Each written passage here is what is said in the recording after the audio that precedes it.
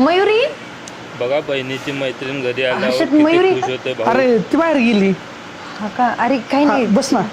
Direct लग्नाचे विचारते. बस तिची नोटबुक द्यायची होती तिची आहे का? हा बरं बरं, ते आले मग मी देईन तिला. तुला त्या दिवशी लग्नाबद्दल बोलल्याला राग आला का?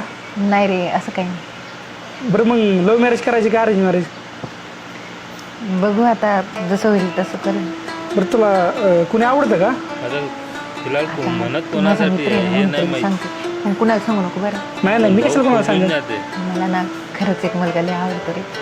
आवडतो? हा कुठला आहे तो? बाहेरचा आहे का आपल्याच गावातला आहे? नाही, आपल्याच गावातला आहे. कसं काय? कसं काय म्हणजे आवडतो तसंच. जाऊन ते नाव नको सांगू, पण त्याच्याबद्दल थोडंफार काहीतरी सांग की मला. आता खूप खुश कसं होते सांगू? कुठला आहे तो? अरे आपल्याच गावातला आहे. आपल्याच गावातला आहे? हा आणि त्याला तात्या पण ओळखतात. ओळखते तर मग तुझे पण चांगलं ओळखीतलं असेल.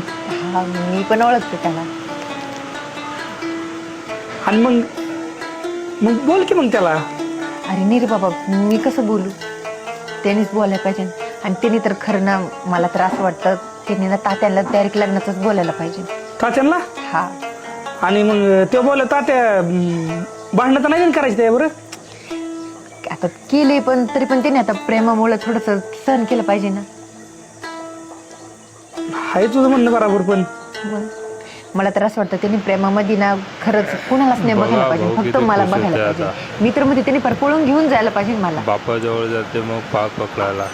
चांगलं आहे का? मग खरंच चांगलंय, पण मग त्याला कधी कळण काय नाही. कळेन कळेन, तर लवकरच कळेन. खरं हा खरंच कळायला पाहिजे. मस्त बरं, कहाणी चल, सांगितली येते मी परत आता घरी येते. बहिणीच्या बरं, बरं, चालतंय, मैत्रिणीला. या. त्यामध्ये काही लक्ष नाही माझं, पण व्हिडिओ बराच चांगला आहे. अगं येडे, मग सरळ सरळ बोल की तो मीच आहे म्हणून. या आपल्याला किती सिग्नल भेटला.